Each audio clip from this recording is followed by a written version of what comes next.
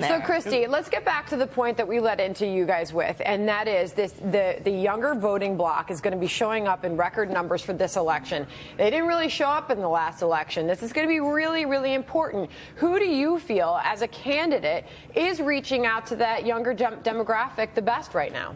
I would have to say Trump. I love Trump. I love that he's so vibrant and aggressive, and he's not going to be a pushover, but I also think that it helps that he's been on TV, he knows social media, and that's something that really is going to reach out to our generation. How about you, Katherine? What are you hearing? You can share with us your opinion on the best candidate right now, but what are you hearing in general? A lot of people really like Rubio after that. I think he broke out a little bit more than he was supposed to, and a lot of people are saying it's going to be either Rubio or it's going to be Jeb for that specific voting block.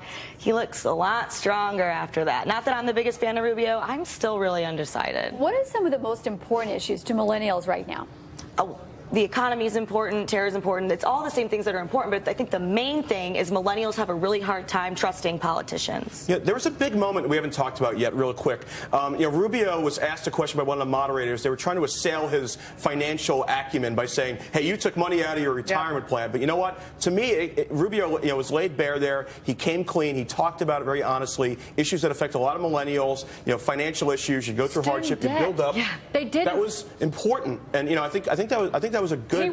Rubio turned out to a plus. He was starting to hit the student debt issue, and they should have had every candidate talk about how are you going to deal with mounting student debt in this country and the soaring cost of college. What are you going to do about it? And you have to put them all up there and say, how are your policy plans different? By the way, there's a much bigger thing going on here, Christy, and that is the millennial generation aren't teenagers and in their early 20s anymore. Some of them are, but this demographic is now well into their 30s, at the top end 35 years old, and you've got a changing American family. The millennial generation not buying homes, not having children. I mean, this is a huge economic trend.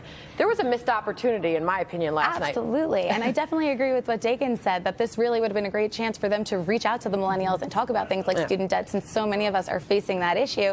And I think there's a lot of other ways they can reach millennials, just by talking about reinvigorating the American dream, because that's clearly not an option right now. The way our system's working, it's dead. If they can talk about how they're going to get us back on track the way I think Trump does, I think that's something that'll really hit home for us. Well, I can promise you this, Christy and Katherine, we will be talking about that at the next GOP debate, and that's going to be right here on the Fox Business Network. All right, both of you, thank you for joining us bright and early this morning. We received a pretty nice endorsement last night at the Republican debate. Well, when the candidates were facing off over what apps they use the most. Listen. Number one, Fox News. Sorry about CNBC. We're in a Republican primary here. MLB, NHL. So I'm a big sports fan, and the Wall Street Journal. Those are the three apps I use the most. Another big endorsement, the weak moderator performance. It's going to make us have a really big opportunity at the next debate. We wanted to let you know that we will be hosting the next debate right here on Fox Business Network. We're teaming up with the Wall Street Journal November 10th for the 4th Republican primary debate in Milwaukee, Wisconsin. The Fox Business team is going to be out there. Yeah! You are not going to want to miss this. It's going to be We good. come prepared. All right.